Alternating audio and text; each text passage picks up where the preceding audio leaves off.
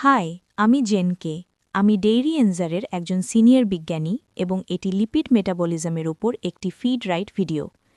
এই ভিডিওতে আমরা পশুর খাদ্যে প্রাপ্ত বিভিন্ন ধরনের লিপিড, একটি গরু এই লিপিডগুলি খেলে কি ঘটে এবং কিভাবে বিভিন্ন লিপিড গরুর উৎপাদন ও কর্মক্ষমতাকে প্রভাবিত করে সেই সম্পর্কে আলোচনা করব। তাহলে লিপিড কি? লিপিড বা ফ্যাট, যা সাধারণত এই নামেই পরিচিত, হল উদ্ভিদ ও প্রাণীজ পণ্যে প্রাপ্ত একটি পদার্থ যা জলে অদ্রবণীয়। ফ্যাটের মূল কাঠামো হল একটি কার্বন ব্যাকবোন যার সাথে ৩টি ফ্যাটি অ্যাসিড সংযুক্ত থাকে। ফ্যাটি অ্যাসিডগুলো দৈর্ঘ্যে এবং তাদের মধ্যে থাকা দ্বিবন্ধনের সংখ্যা ও অবস্থানে ভিন্ন হতে পারে। যদি তাদের কোনো দ্বিবন্ধন না থাকে তবে তারা স্যাচুরেটেড ফ্যাটি অ্যাসিড নামে পরিচিত। যদি তাদের এক বা একাধিক দ্বিবন্ধন থাকে তবে তাদের আনস্যাচুরেটেড ফ্যাটি অ্যাসিড বলা হয়। এই দ্বিবন্ধনগুলির সংখ্যা ও অবস্থান ফ্যাটি অ্যাসিড হজমের পদ্ধতিকে পরিবর্তন করে এবং তাদের জৈবিক কার্যকলাপও পরিবর্তন করতে পারে। ওজনের ভিত্তিতে ফ্যাটে কার্বোহাইড্রেটের চেয়ে দ্বিগুণেরও বেশি শক্তি থাকে।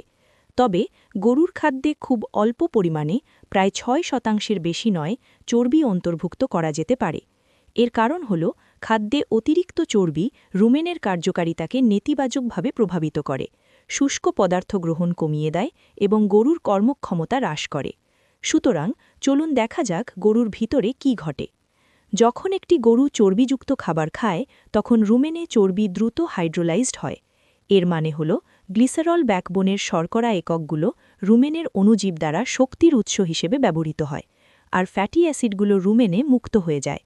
যেমনটি আগে উল্লেখ করা হয়েছে, এই ফ্যাটি অ্যাসিডগুলো বিভিন্ন দৈর্ঘ্যের হতে পারে এবং সেগুলো সম্পৃক্ত বা অসম্পৃক্ত হতে পারে।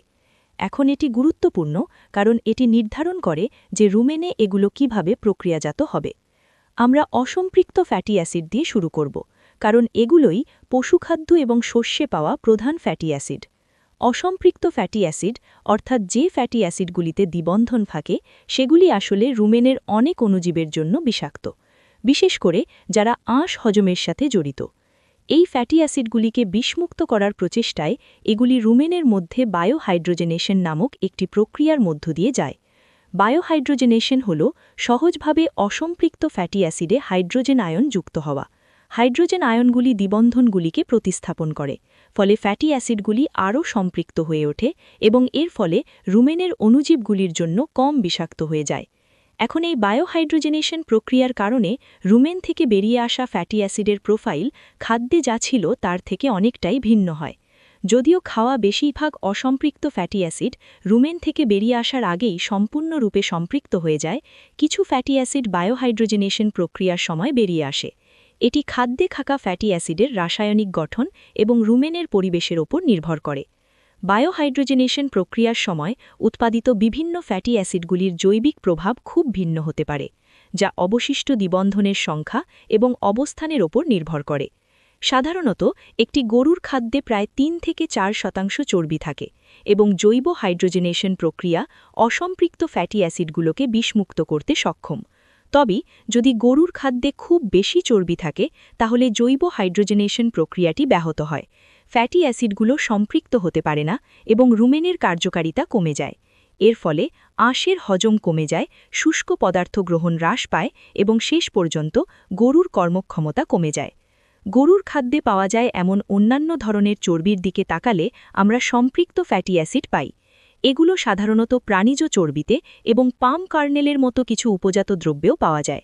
যেহেতু এই ফ্যাটি অ্যাসিডগুলি ইতিমধ্যেই সম্পৃক্ত, অর্থাৎ এদের কোনো দ্বিবন্ধন নেই, তাই এগুলো রুমেনের অণুজীবগুলির জন্য ততটা বিষাক্ত নয়। এর মানে হল এদের রুমেন জৈব হাইড্রোজেনেশন প্রক্রিয়ার মধ্য দিয়ে যেতে হয় না এবং এরা অপরিবর্তিত অবস্থায় রুমেন অতিক্রম করতে পারে। এখন গরুর খাদ্যে অন্তর্ভুক্ত করা যেতে পারে এমন অন্য ধরনের চর্বি হল সুরক্ষিত চর্বি। মেগাল্যাক বা হাইপ্রোফ্যাটের মতো বাণিজ্যিক পণ্যগুলির ভিত্তি হল সুরক্ষিত চর্বি, যা রাসায়নিকভাবে প্রক্রিয়াজাত ফ্যাটি অ্যাসিড। এই রাসায়নিক প্রক্রিয়াজাতকরণ ফ্যাটি অ্যাসিড ও অণুজীবের মধ্যেকার মিথস্ক্রিয়া কমাতে সাহায্য করে এবং এর ফলে রুমেনের কার্যকারিতার ওপর চর্বির যে নেতিবাচক প্রভাব থাকতে পারে তা হ্রাস করে। এর মানে হল কোনো নেতিবাচক পরিণতি ছাড়াই গরুর খাদ্যে কিছু অতিরিক্ত সুরক্ষিত চর্বি যোগ করা যেতে পারে। তবে আমরা খাদ্যে মাত্র ১ থেকে ২% অতিরিক্ত চর্বির কথা বলছি, এবং সতর্ক পর্যবেক্ষণ এখনও প্রয়োজন, কারণ এমনকি সুরক্ষিত চর্বিও শুষ্ক পদার্থ গ্রহণ কমাতে পারে এবং কর্মক্ষমতার ওপর নেতিবাচক প্রভাব ফেলতে পারে। সুরক্ষিত চর্বির আরেকটি ব্যবহার হল একটি নির্দিষ্ট প্রতিক্রিয়া তৈরি করার জন্য গাভীর কাছে নির্দিষ্ট ফ্যাটি অ্যাসিড পৌঁছে দিতে এগুলো ব্যবহার করা যেতে পারে। অসম্পৃক্ত ফ্যাটি অ্যাসিড যেমন CLA দুধের চর্বি উৎপাদন কমাতে ব্যবহার করা যেতে পারে, তবে অসুরক্ষিত অবস্থায় এই ফ্যাটি অ্যাসিডগুলো রুমেনে জৈব হাইড্রোজেনেটেড হয়ে যায় এবং তাদের জৈবিক ক্রিয়াকলাপ হারায়। যদি এগুলো সুরক্ষিত থাকে তবে এগুলো অপরিবর্তিত অবস্থায় রুমেনের মধ্য দিয়ে যায় এবং এইভাবে গাভীর জন্য সহজলভ্য হয়। তাহলে চলুন দেখা যাক ফ্যাটি অ্যাসিডগুলো রুমেন থেকে বেরিয়ে আসার পর কি হয়। রুমেন থেকে ফ্যাটি অ্যাসিডগুলো ক্ষুদ্রান্ত্রে প্রবেশ করে, যা ফ্যাটি অ্যাসিড শোষণের প্রধান স্থান। অন্ত্রের কোষগুলোতে এগুলো একটি গ্লিসারল ব্যাকবোনের সাথে পুনরায় সংযুক্ত হয় এবং ট্রাইগ্লিসারাইড সমৃদ্ধ লাইপোপ্রোটিন নামে পরিচিত ছোট ছোট প্যাকেটে প্যাক করা হয়। এই লাইপোপ্রোটিনগুলো লসিকা নালীতে এবং তারপর সাধারণ রক্ত সঞ্চালনে প্রবেশ করে।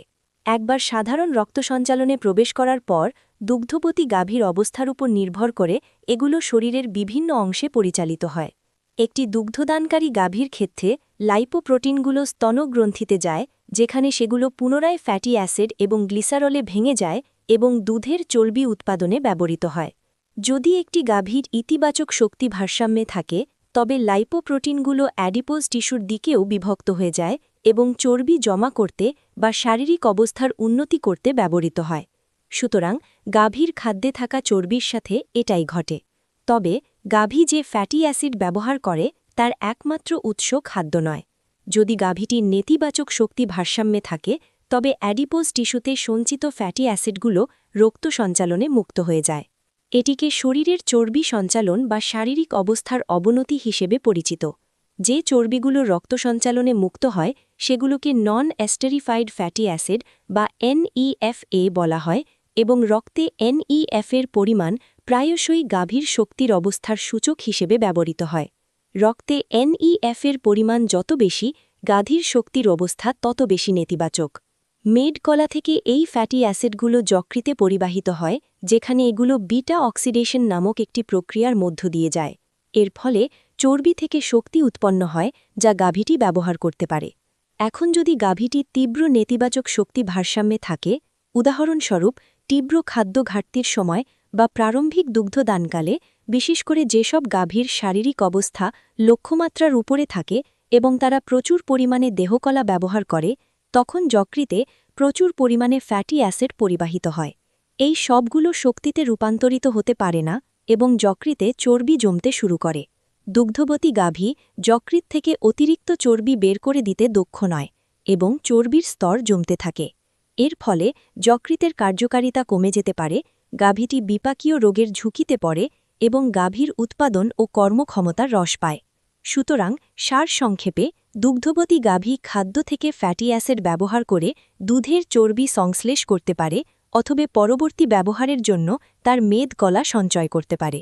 যদি সে নেতিবাচক শক্তি ভারসাম্যে থাকে তবে সে তার নিজের দেহের সঞ্চিত শক্তি ব্যবহার করতে পারে এবং এই দেহের চর্বি যকৃতে শক্তি উৎপাদনের জন্য কাজে লাগাতে পারে।